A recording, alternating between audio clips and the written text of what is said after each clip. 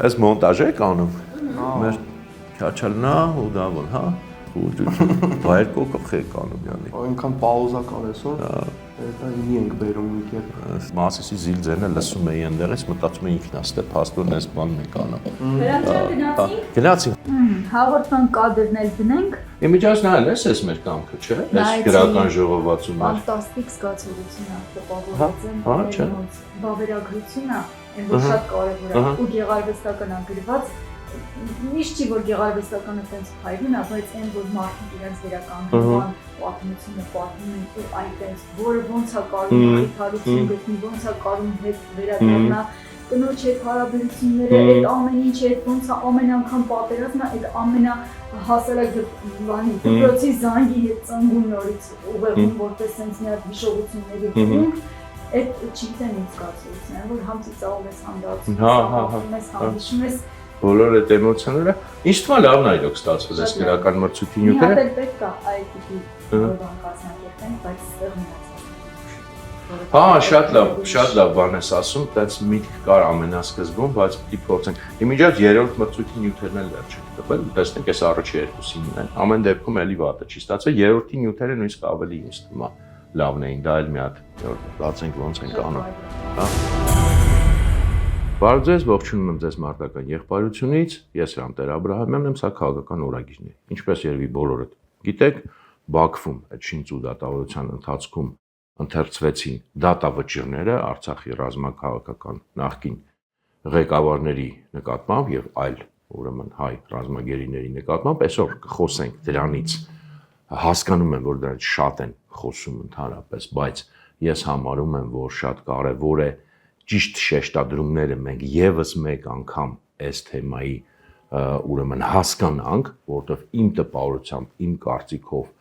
այն խոսակցությունը այդ թեմայի շուրջ, որ Հայաստանում այս պահին արկա է ոչ միայն այս պահին ընդհանրապես այս տարիների ամիսների ընթացքում ոչ միշտ է, այսպես մեղմ ձևակերպեմ, ճիշտ քաղաքական շեշտադրումները, ճիշտ էությունը այդ թեմայի բացում։ Գերակայում են էմոցիոնալ գնահատականները, որոնք լրիվ հասկանալի են, ընդունելի են։ Գերակայում է նաև ներքաղաքական պայքարի մեջ այդ թեման օգտագործելը, որը այդքան էլ լավ չի, բայց պարզ է, որ այդպես լինելու է, բայց ճիշտ քաղաքական գնահատականը եւ հետևանքները այս ամենի կամ այդքան էլ հաճախ չեն լինում կամ երկրորդական պլանում ողում։ Ուրեմն կխոսենք այդ թեմայից, մինչև այդ ձեզանից հասնում է լայքել մեր հաղորդումները, տարածել դրանք, որպեսզի մենք միասին օգնենք YouTube-ին ալգորիթմներին հասկացնենք, ոչ միայն YouTube-ին, այլ Facebook-ում, Telegram-ում, հասկացնենք, որ սրանք լավ, օգտակար, ճիշտ զրույցներ են, առանց դրա YouTube-ը դա այդքան էլ լավ չի հասկանա։ Երկրորդը շատ կարևոր է մեզ համար ձեր աջակցությունը, նաև եթե դուք գրանցվում եք մեր Patreon-ին, այնտեղ կան տարբերակներ, հիշեցնեմ, սկսած նվազագույնը կարծեմ $5-ից։ Էլ եմ ասում, մեզ համար շատ կարևոր է, որովհետև մեր գործունեությունը կամավորական է եւ շատ անգամ կախված է նաև ձեր բոլորիդ այդ թվում նվազագույն աջակցությունից։ Բացի այդ, մենք ասել եմ ես էլի, սպասում ենք ձեզ բոլորիդ մարտական եղբայրության գրասենյակում, որպեսզի ծանոթանանք եւ կարողանանք հասկանալ միասին ինչ կարող ենք անել, որովհետեւ անելիքներ ասում շատ կան, այդ անելիքները նաեւ ցուցակագրված են։ Մենք դրանք միասին պետք է անենք, որովհետեւ այսօր իմ խորին համոզմամբ, հատկապես այսօր մարդը ուղղակի իր տանը նստած, միայնակ, թեկուզ շատ ուժեղ, շատ խելացի, չի կարող որևէ կերպ ռեալ ազդել իրականության վրա, նույնիսկ չգիտեմ որպես ընտրող կամ եւ այլն, սկսած ինձանից, բայց եթե մենք միասին ենք, եթե մենք իրական թիմ ենք ստեղծում եւ ոչ թե անձնակենտրոն թիմ, այլ հենց թիմ, մենք կարող ենք շատ լուրջ խնդիրներ դնել եւ լուծել, քայլ առ քայլ աստիճանաբար եւ կախված է մեր քանակից, թե ինչքան մենք կլենք եւ մեր որակից։ Դրա համար ասում եմ, սպասում եմ ձեզ, մի ամաչեք, մի քաշվեք եւ մենք ձեր կարիքը ունենք եւ կարծում եմ դուք էլ եթե գաք մեծ մոտ կհամոզվի, որ դուք էլ նաև մեր կարիքը ունեք եւ որպես թիմ եւ որպես լավ հաճելի ինձ թվում է ընկերական միջավայր։ Եվ երրորդը, բացի մարտական եղբայրությունից, ըստ ցանկության բնականաբար կարող եք եւ ցանկալի է, եթե մեր գաղափարները կիսում եք, գրանցվել նաև որպես ազգային հեղափոխություն կուսակցության անդամ, կուսակցությունը գրանցելու համար ըստ օրենքի մեզ անհրաժեշտ է 300 մարդ, մենք չենք ուզում արհեստական ինչ-որ թիվ լցնենք, չենք ուզում այսպես ասած կոպիտ ասած լցոնենք, մեզ համար շատ կարևոր է, շատ կարևոր է ոչ թե զուտ նույնիսկ սենտիմենտալ պատճառներով, այլ գործնական, որ ռեալ իրական մարդիկ լինեն, գաղափարական մարդիկ լինեն այդ 300 հոգին, դրա համար մեզ համար կարևոր է յուրաքանչյուրին անհատական որակները, որովհետև այն գործը, որ մենք պատրաստում ենք անել, իսկ մենք չենք պատրաստում զուտ մի ընտրական ցիկլի համար ինչ-որ բան գրանցել, հետո ցրվել տներով, տարիների գործը, կարևորագույն գործը, որը մենք պատրաստում ենք անել, դա ենթադրում է ռեալ մարդկանցով, ռեալ գաղափարական մարդկանցով եւ որակ ունեցող մարդկանցով գործ, իսկ անելիք ես ձեզ հավատացնում եմ Հայաստանում շատ է լինելու ոչ միայն մոտակա ամիսներին, այլև մոտակա տարիներին, որտեղ մենք բոլորս միասին պետք է մեր երկիրը վերադարձնենք մեզ եւ պետք է ամեն ինչ անենք, որ խայտարակ չլինենք ապագա սերունդների առաջ, այդ խարանը մեր սերնդի վրա չլինի, պարտվածների, թույլերի եւ այդ իրավիճակի հետ հաշտվածների խարանը, մենք պետք է այդ գործի ամենակարևոր մեծ նպատակը նա է, որ մենք կարողանանք ապահովել իրական ազգային վերածնունդ եւ նորից վերածվենք հաղթող ազգի, նորից վերածվենք ուժային գործոնի, նորից վերածվենք ազգի, որը իրապես ինքնիշխան է եւ որը հարգանք ունի եւ որի հետ հաշվի են նստում։ Այս բոլորը անելու համար բնականաբար մեզ պետք է յուրաքանչյուր մարդ, որը գաղափարական է եւ որը կրում է որակներ եւ որը հասկանում է, որ մեկ օրում, մեկ ամսում նման մեծ խնդիրներ լուծելի չեն եւ որ խնդիրներ լուծելու համար քիչ է միայն անհատական ջանքը, այլ պետք է թիմային ջանք, կազմակերպված ջանք, տարիների աշխատանք, ամիսների աշխատանք, այդ մարդկանց մենք սպասում ենք նաեւ որպես մեր ստեղծվելիք ազգային հեղափոխության կուսակցության անդամներ, որոնք ունեն սկզբունքային ինչ-որ խնդիր կուսակցություն գրվելու հետ կամ դեռ պատրաստ չեն, իդեպ ծրագիրը գիտեք հրապարակել ենք, համառոտ ծրագիրը կարող եք նաև ծանոթանալ, շարունակելու ենք հատված առ հատված հրապարակել, մարտական եղբայրություն միաբանությունը կա, այստեղ էլ բացի կուսակցությունից շատ անելիքներ կան, այնպես որ բոլորից սպասում ենք։ Հիմա անցնենք բուն թեմային։ Ուրեմն ինչպես ասացի, այս թեմայի շուրջ, այսինքն Բաքվի դատավարության շուրջ ընդհանրապես եւ հատկապես այս դատավճիռների մասին, շատ կարեւոր է, որ մենք այդ հարցի էությունը, ճիշտ շեշտադրումները հասկանանք, որտեղ էլ եմ ասում, շատ են խոսում այդ թեմայի մասին, շատ է խոսվում, բայց ճիշտ շեշտադրումները իմ տպավորությամբ պակասում են, քաղաքական, որտեղ սա քաղաքական է, սա իհարկե ունի մարդկային կողմեր, հումանիտար կողմեր, մեր մոտ ասում են ռազմագերիներ, դա այդպես է, այդ ամեն ինչը հասկանալի է, դա մարդկանց ճակատագրերին է վերաբերում։ Մենք ունենք բնականաբար բոլորս նաև շատ հարցեր հենց այդ մարդկանց նկատմամբ եւ ինչի են իրանք այդտեղ հայտնվել, բայց հիմա դա չենք բարձրացնում, բայց ամենակարևորը հասկանալ, թե սա ինչ քաղաքական խնդիր է լուծում, ինչ քաղաքական ռազմավարության մաս է Ադրբեջանի, որպեսզի նաև ճիշտ հասկանանք, թե սա ինչ հետևանք, որտեղ սա երկարատև հետևանքների մասին է այստեղ խոսքը, ոչ թե ուղղակի կարճատև, եւ նույնիսկ տեսեք այսօր խոսակցություն կա, դե կարող է ներման ենթարկեն, հետո ազատեն, չգիտեմ, երրորդ երկիր ուղարկեն կամ Հայաստան ուղարկեն, սա էլ հիմա չեն քննարկում, ես իհարկե չեմ կարծում, որ դա կլինի կամ առնվազն այդքան հեշտ կլինի, որքան ոմանք գուցե պատկերացնում են կամ փորձում են այնպես անել, որ մարդիկ պատկերացնեն, նույնիսկ եթե դա լինի։ Ես կարծում եմ դա շատ թանկ, կարևոր բանի դիմաց, որը իդեպ Հայաստանը նույնիսկ կամ ոչ միայն Հայաստանը պետք է, այսպես ասած, զիջի ինչ-որ մի բան, այլ նաև դա կոնկրետ ասենք նաև Ամերիկայի Միացյալ Նահանգների հետ ինչ-որ մի պայմանավորվածության դիմաց, ինչ-որ մի կարևոր հարցի շուրջ կարող է Ալիևը գնալ այդ քայլին, բայց նույնիսկ այդտեղ ես կասկածում եմ, որ կգնա եւ համեն այդպես ձրի դա հաստատ չի լինելու, բայց սա էլ էական չի, որովհետեւ մարդկանց կարող է թվալ եւ եթե այդ սցենարում կարող են այդպես ներկա, դե հարցը լուծվեց, լավ, դե հիմա այդ դատավճիռը կարդացին, այո, ցմաղ դատապարտեցին, հետո ներման ենթարկեցին, ազատեցին, ոչ, թեման չի պրծնում, որովհետեւ թեման դա էլ է իհարկե կարևոր նրբերանգ, բայց դա չի թեմայի էությունը, թեմայի էությունը այն նյութերն են, որոնք կորզվել են որպես վկայություն այդ դատավարության, այսպես կոչված դատավարության ընթացքում եւ այդ նյութերը մնում են եւ մնալու են կարևորագույն գործիք Ադրբեջանի քաղաքական ռազմավարության մեջ, այդ գործիքը հաստատ օգտագործելը, դա պատահական չի, դա մեծ համակարգի մասն է եւ այդ նյութերն են կարևոր անկախ նրանից թե հետագայում ինչ կլինի այդ մարդկանց ճակատագիրը։ Նաեւ նույնիսկ այն չի հարցը, որ ինչպես շատերը իհարկե արդարացիորեն ասում են, որ եթե մենք խոսում ենք խաղաղության process-ից, Սա չի կարող լինել խաղաղության իրական process-ի մաս եւ սա հակասում է տրամաբանությունը, դա ճիշտ է, բայց նույնիսկ դա չի ամենաէականը, որովհետեւ ել եմ ասում, նույնիսկ եթե հիմա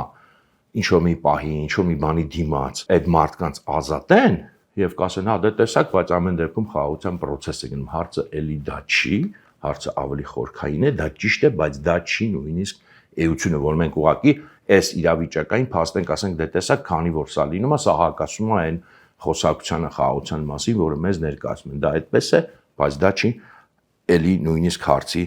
էությունը։ Եթե այդ դատավարությանը հետևել եք, իսկ մենք հետևել ենք եւ ձեզ էլ ներկայացրել ենք նյութերի մոնիտորինգը մեր վերլուծական խումբը մարտական եղբայրության նաեւ ամենօրյա ռեժիմով ներկայացնում է եւ մենք ծանոթանում ենք, մեր քաղաքական խումբը դրան ծանոթանում է,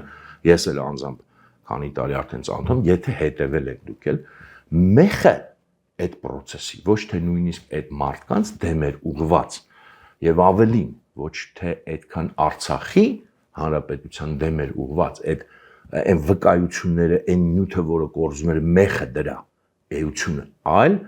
Հայաստանի Հանրապետության դեմ էր, որովհետև շատ կոնկրետ այն ինչը որ այդտեղ կորզվել է եւ հրապարակայինորեն ներկայացվել է, հետեւյալ թեմաներն էին, որ իրականում եւ դա բոլորից է կորզվել, գրեթե բոլորից այդ վկայությունները կորզվել են եւ արձանագրվել են, որ իրականում այստեղ ոչ թե Արցախի Հանրապետությունն է եղել, որ դա ֆիկցիա է եղել, որ դրա զինված ուժերը ֆիկցիա են եղել, որ ամեն ինչը հատկապես ռազմական ղեկավարումը, հատկապես բանակի ղեկավարումը իրականացվել է անմիջապես Երևանից, անմիջապես Հայաստանից։ Սա է հիմնական մեխը, նյութը, որ այդ process-ի ընթացքում ուրեմն Ալիևը նպատակ է դրել եւ հասել է այդ վկայությունները ունենալ, դրանք հավաքել դատավճիռները, մեղադրանքը հիշեցնեմ, հա, ինչ է ներկայացում, որ այդ մարդկանց, որ ուրեմն խաղաղության եւ մարդկության դեմ հանցագործություններ, պատերազմի սանձազերծում, ագրեսիա, ցեղասպանություն, նկատի ունեն Խոջալույի դեպքերը եւ ահաբեկչություն, այդ ամեն ինչը ծանրագույն մեղադրանքները ոչ թե միայն հենց այդ մարդկանց դեմ են ուղված, այլ ել եմ ասում վկայությունները այնպես են կազմված, իսկ դա բարձր այդ վկայությունները այնպես չի, չէ, որ ասենք տենց ուղակի ոնց պատահի արվել, դա անմիջապես, ես վստահ եմ, բայց չեմ կարող իմանալաբար ապացուցել, բայց վստահ եմ, որ Ադրբեջանի նախագահի ապարատում գրվել է այն թեզերը, որոնք պետք է որպես վկայություն հնչեն, որտեղ նման շինչ ու դատական process-ների ժամանակ այդպես է լինում, դա գրվում է այն ամենակարևոր մարմինը, որը քաղաքական որոշումներ է կայացնում, իսկ Ադրբեջանը դա կայացնում է իր Համալիևը եւ իր արդեն ապարատը դա ոնց որ վերածում է կոնկրետ նյութի, դա այդտեղ է ձևակերպել, որտեղ այդ է պետք Ադրբեջանի ռազմավարության տեսակից Հայաստանի հանդեպ են այդ բոլոր մեղադրանքները եւ դա ուղղակի խոսք չի ռետորական կամ ինչ որ, չգիտեմ, փոխաբերություն չի, շատ կոնկրետ այդ նյութերի մեջ դա է հիմնավորում, որ այդ ամեն ինչը ղեկավարվել է Հայաստանից։ Սա նյութի էությունն է։ Ինչի համար է պետք այդ նյութը, բնականաբար ոչ, այսպես ասած, ուղղակի, չգիտեմ, վրեժխնդրության կամ ինչ-որ ձևական տենց բան բավարարելու համար զգացմունքներն այլ կարող է լինել, բայց դա երկրորդական, երրորդական, եթե ոչ 10-րդական դեր ունի։ Այդ նյութերը պետք է, որպեսզի հետագայում ըստ իրավիճակի, ըստ հանգամանքների, ըստ իրենց ուրեմն պատեհության իրենք դա օգտագործելու են եւ դրա հիման վրա ձևակերպվելու են նորանոր պահանջներ Հայաստանի հանդեպ, որովհետեւ իրենք ասել են մենք ունենք ապացուցված եւ դուք չեք առարկել Հայաստանի պետությունը, ինչպես տեսնում եք, դա շատ ակտիվ չի առարկում, կամ եթե նույնիսկ հարցը բարձրացնում է զուտ որպես հումանիտար, բայց ինքը չի ասում այդ բովանդակության դեմ այստեղ Հայաստանում չկա որևէ, այսինքն պաշտոնական մակարդակում եւ նույնիսկ ոչ պաշտոնականում էլ առանձնապես այդ ամենակարևոր մասին տենց ուշադրություն շատ չեն դարձնում։ Չկա որևէ հակադարձ, որ այս ինչ է դուք դատում։ Կարծես լռել է, համաձայնվեն, ասեն դե ռազմագերիների հարց է, այսինքն ավելի հումանիտար հարց է, կազատենք, բայց չեն ասում ինչ նյութեր են այդտեղ կորզվել եւ դա Հայաստանի դեմ է, չի առարկում։ Եվ էլ եմ ասում, սա հիմք է հանդիսանալու հետագայում ըստ իրավիճակի, ըստ պատեհության, որպես պահանջներ ներկայացվելու Հայաստանի, որտեղ եթե դու ագրեսոր ես, եթե դու ահաբեկիչ ես, եթե դու պատերազմ ես սանձազերծել եւ այլն, ինքը բնականաբար հաջորդ դրա տրամաբանական հետևությունը փոխհատուցումների պահանջներն են նյութական կլինի, ֆինանսական կլինի կամ ինչպես իրենք ասում են, եթե հնարավոր չի ֆինանսական, նաև տարածքային, նաև ցեղասպանություն, մեղադրանքը տղա այդ ամեն ինչը ենթադրում է հետագայում փոխհատուցում։ Այս առնվազն սա մի բանն է դրա։ Հիմա իրենք այդ պահանջները այնպես չի որ շատ են թաքցնում, որ այդ պահանջները իրենց օրակարգում կան, կներկայացնեն ըստ իրավիճակի, ըստ պատահության, երբ որ իրենք ճիշտ կհամարեն եւ պատեհ կհամարեն, հարմար իրավիճակ կլինի միջազգային տարածաշրջանային թե այստեղ իրենց հարաբերություն բնականաբար դա նաև մշտական մահակ է լինելու Հայաստանի դեմ, այսինքն եթե շանտաժի գործիք է,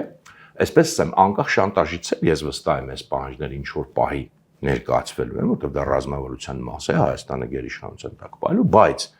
նաև որպես շանտաժի գործիք միշտ օգտագործվելու է, կտեսնեք, որ օգտագործվելու է, էլի, եթե ինչ որ մի բան իրենց դուր չի գա, եւ անկախ նրանից այսօրվա կառավարությունը կլինի, մյուս կառավարությունը կլինեն, ասում են, բայց գիտեք, դուք էսեք եւ դուք պետք է սա անեք եւ դուք իրավունք չունեք սա անելու։ Օրինակ, իրենք դրանով հիմնավորել են տարիների ընթացքում, որ ինչի օրինակ Հայաստանը չպետք է ինչ որ մի մակարդակից ավել զարգացնի իր զինված ուժերը։ Իրենք ասում են, որովհետեւ ապացուցված է, որ այդ զինված ուժերը ագրեսիայի գործիք են։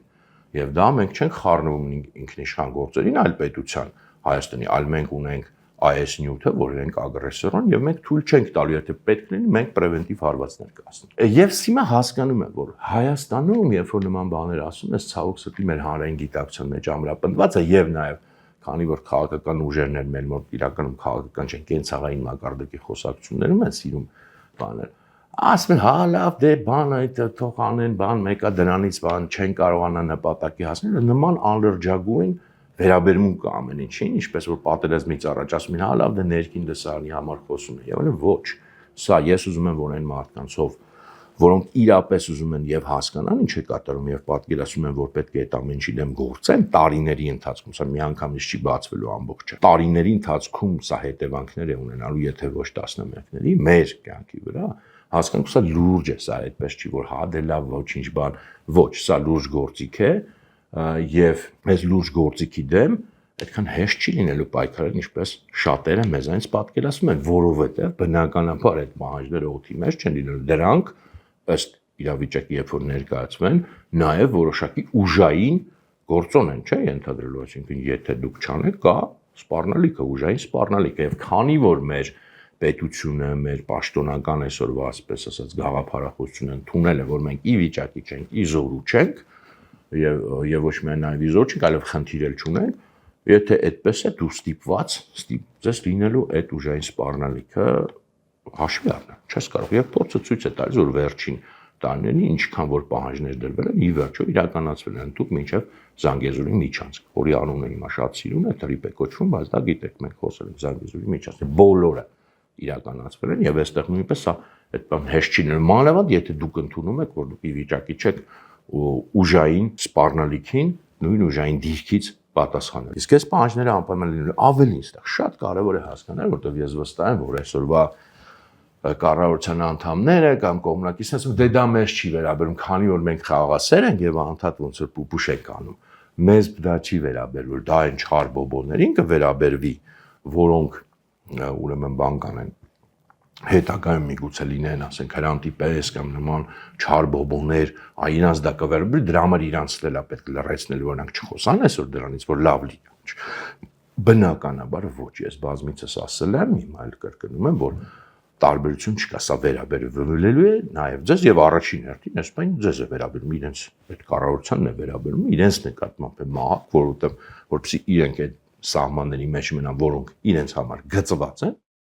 եւ այնտեղ երբ որ ասում եմ այդ նյութերի մեջ Հայաստանի դեմ է, դա չպատկերացնեք ու չուրախանաք, որ մենակ նախկինների դեմ է, ոչ, այդտեղ նյութը կոնկրետ հավաքված է եւ 90-ականների մասին եւ շատ լուրջ շեշտադրումով 2020-ի պատերազմի մասին եւ որ Հայաստանից է եղել բոլոր այդ ղեկավարումը եւ հրամանները, իսկ ներկա այսօրվա քաղաքական ղեկավարների կողմից այդ թվում, ասենք, շատ եմ դրա մասին հիշատակել եւ Գանձակի այդ ռմբակոծությունը կամ հրետակոծությունը եւ այլ այս թեմաները, որոնք այդտեղ ֆիքսված է, որ հրամանը եղել է Հայաստանից, այդ նյութերում ֆիքսված է, անունը չի տրված բնականաբար քաղաքական պատճառներով, որպեսզի բան չլինի, բայց այդ անունը ցանկացած բան կարող է տրվել, Մանավանդ եթե այդ մարդիկ շարունակեն այնտեղ պահվել, մի օր կարող է ասեն, բայց մի հատ էլ նոր վկայություն ենք։ Այսինքն սա գործիք է նաև ցանկացած ուզում ես թուրքերի հետ պուպուշ եղի, ուզում ես չարբոբո եղի, սա միշտ լինելու է գործիք, նյութ ցանկացած Հայաստանի կառավարության դեմ ներկա, ապագա եւ առաջին եւ երկրորդ ապառնի։ Մինչեւ որ այս հարցը մենք չկարողանանք լուծել, մինչեւ նորից ուժայինի մենք ուժային գործոնի չվերածվենք, նաև պետք է հասկանալ ասցի, որ սա սիստեմի մաս է, սա ուղղակի sense պատահական մի հատ բան չի, սիստեմի մասին շատ է խոսել, որ նպատակը Հայաստանը գերակայության տակ պահելն է եւ ընդհանրապես տարածաշրջանում որոշակի գերակայության մակարդակը ապահովելն է Ադրբեջանի կողմից, հիմա խոսում ենք միայն Ադրբեջանի կողմից, չենք սա ավելի լայն կոնտեքստ էլ ունի, բայց որպեսզի չբարթացնենք թեման, սա մասն է օրինակի համար նաև սրա հետ կապված է այն ինչ որ էլի շատ ենք խոսել օգոստոսի 8-ի հետ չարաբաստիկ պայմանագրում, շեշտում եմ չարաբաստիկ, որտեղ անտանելի ամոթ է ինձ համար, որ Հայաստանում այդքան քիչ քաղաքական ուժեր եւ գործիչներ կան, որոնք միանշանակ པարզ կերպով դատապարտ են, դա բոլորը վախենում են, նույնիսկ եթե հոգու խորքում հասկանում են, որ դա բան է, վախենում են པարզ դատապարտ, որտեղ ամերիկացիներինն է, այդ չարաբաստիկ, ուրեմն օգոստոսի 8-ում նույնքան չարաբաստիկ ոնց որ նոյեմբերի 9-ը հատուկ շեշտում եմ, այդ ռևանշիզմի մասին կետը, որի մասին էլի շատ քիչ են խոսում, սա նույն բանի մեջ է, նույն շանտաժի, ուրեմն տրամաբանության մեջ է, որ ցանկացած պահին նաև կցված այդ կետին, որը Հայաստանը ստորագրել է, որ ռևանշիզմը բացառվում է, իհարկե ռևանշիզմը ինչ է մեկնաբանելու Ադրբեջանը, շատ ենք դրա մասին խոսում, թե իրական ռևանշիզմի կամ չիրականի մասին չի խոսքը, սրանքից նաև որ տեսեք այս ռազմական հանցագործությունները, այս ագրեսիան եւ այլն, այս բոլորը մի փաթեթով են ըստ իրավիճակի, ըստ անհրաժեշտության Հայաստանին ներկայացվելու որպես պահանջներ, սպառնալիքներ, ուլտիմատումներ եւ ճնշման շարունակական գործիքներ, որտեղ բնականաբար, եթե դուք, չգիտեմ, չեք ապրում, ինչպես ես սիրում եմ ասել, վարդագույն միա եղջյուրների աշխարհում, բնականաբար հասկանում եք, կարծում եմ, որ ոչ մի խաղաղության process-ը չի գնում է Հայաստանի ենթարկվածության process Ադրբեջանին եւ Ադրբեջանը չի պատրաստվում ինքը մտնել այդ վարդագույն պոնիների կամ միա եղջյուրների աշխարհ, այլ պատրաստվում է միշտ այսպես ասած սանձերը պահել, ինքը հասել է իր նպատակին, հաղթանակ է տալու, մաքսիմալ դա կապիտալիզացնելու եւ մաքսիմալ միշտ անելու է այնպես, որ Հայաստանը եւ Հայաստանի քաղաքականությունը եւ ներքին եւ արտաքին վերահսկելի լինի իր համար։ Եվ բնականաբար սրանք այդ գործիքներն են, այդ գործիքակազմի մի մասն է։ Մյուսների մասին խոսել ենք բնականաբար այդ նույն արևմտյան Ադրբեջանը եւ այլն, սա այդ մեծ համակարգի մասն է։ Եվ իրենք սա քայլ առ քայլ իրականացնելու շատ չեն թաքցնում, դրա մասին շատ ենք խոսացել։ Իդեպ, հա, մի բան հիշեցի նաեւ բաց թողնել չբաց թողնելու ու ներելու առումով Թովֆիկ Զուլֆիգարովը իրանց նախկին արտգործնախարարը, ուրեմն ինքը բավականին իր մեկնաբանությունները, այսպես ոնց որքան ես հասկանում եմ, ինքը հիմա պաշտոնյա չի, դրա համար մի քիչ ավելի ազատ է խոսում, հիմնականում ինչ որ ես տեսել եմ, համապատասխանել են իրականում պաշտոնական են ինչ որ իրենք մտածում են, բայց չեն ուզում ասեն, հաճախ այդ նաև այդ մարդու շուրթերով են ասում եւ ինքը վերջերս ասել է, որ այդ մարդիկ ուրեմն չպետք է բաց թողնվեն, պետք է մնան ճաղերի հետևում եւ մենք ասում ենք Ադրբեջանը պետք է այդ հարցում չենթարկվի արտաքին ուժերի ճնշմանը, նույնիսկ կոնկրետ Ֆրանսիայի անունն է տվել, որտեղ դա ուրեմն ըստ իր մեկնաբանության արտաքին ուժերի, այն արտաքին ուժերը, որոնք ուզում են կոնֆլիկտը վերականգնել, իր կարծիքով դա հատկապես Ֆրանսիան է, իրենք փորձելու են դա օգտագործել, Ադրբեջանը պետք է ճնշմանը չենթարկվի եւ հետաքրքիր որ նրանք անընդհատ հիմիկվա իրաց պաշտոնական եւ ոչ պաշտոնական քարոզությունը միշտ ճշտում է, որ սա Հայաստանին էլ ձեռ չի տալիս եւ հատկապես Հայաստանի ղեկավարությանը, որ այդ մարդկանց բաց թողնեն եւ այսպես միշտ Ադրբեջանն ու Հայաստան միասին են հիշատակում որպես լավ այսպես ասած կողմեր, որ բայց արտաքին չարուժերը փորձում են կռվածնել, սա էլ իհարկե կարող է շատ ուրախալի թվա մեր վարդագույն պոնիներին, բայց իրականության մեջ այդ Հայաստանի մշտական հիշատակումը նշանակում է ընդհանրապես մի բան, որ իրենք արդեն պարզ կերպով դիտարկում են Հայաստանը որպես իրենց գերակայության մաս, դրա համար է փոխվել այդ իմաստով ռետորիկա, որ դուք լավն եք, իհարկե լրիվ այլ գործողություններ անելով նույն դատավճիռը բանը, բայց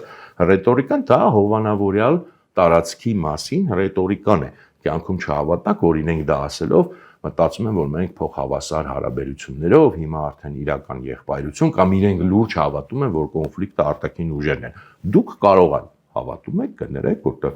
վարդագույն պոնիները սիրում են նման բաներին հավատալ, որ միայն արտաքին ուժերն են մեղավոր, իրենք բնականաբար դրան չեն հավատում, դեռ իրենք վարդագույն պոնիներ չեն, բայց այդ ռետորիկան իհարկե օգտագործում են զուտ ֆիքսելով դրանով, որ իրենք արդեն համարում են, որ Հայաստանը իրենց կողմից վերահսկելի տարածք է եւ այսպես ասած հովանավորվում եւ պաշտպանվում է։ Հասկանում եք եկնանքով ասում, այնքանով, որքանով այս ենթակայի կուրսը, այս ենթարկվածի կուրսը Հայաստանը շարունակում է եւ համաձայն է բոլոր այդ պայմաններին, այդ թվում նաեւ այդ դատավճիռների նյութի առումով ըստ էության ոչ մի հակադարձ չունի, այսինքն լրելային համաձայնվում է։ Սա նույնպես պետք է ֆիքսել, սա նույնպես ենթարկվածության նշան է։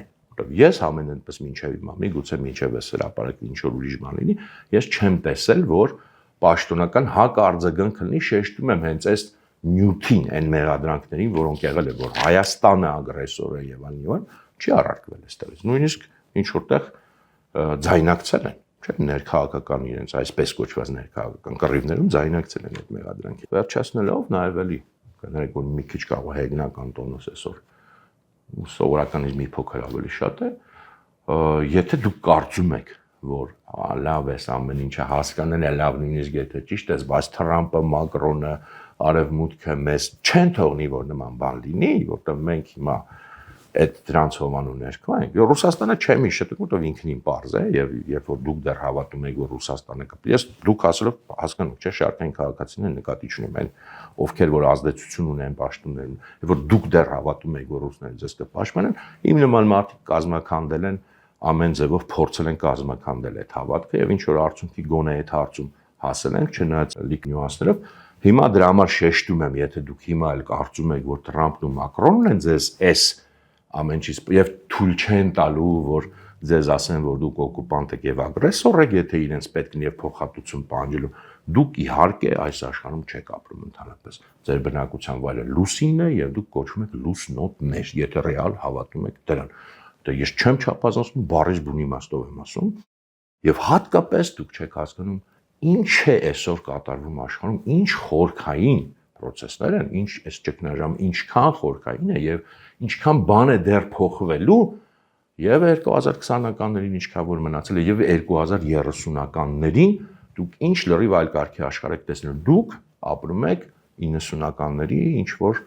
նույնիսկ այդ ժամանակ դա չէր համապատասխանում իրականությանը, բայց գոնե ինչ որ արտակուստ ավելի բաներ 90-ականների աշխարհում այդ միջազգային հանրությունը, ես իմ ինչը դուք նույնիսկ չեք պատկերացնում ինչ աստիճան եւ ինչեր են փոխվելու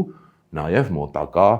ուրեմն 10 տարվա եւ ավելին տարվա մեջ եւ ինչ խորքային են այդ process-ները, ինչեր են տեղի ունենում, այն ինչը որ այսօր դերոն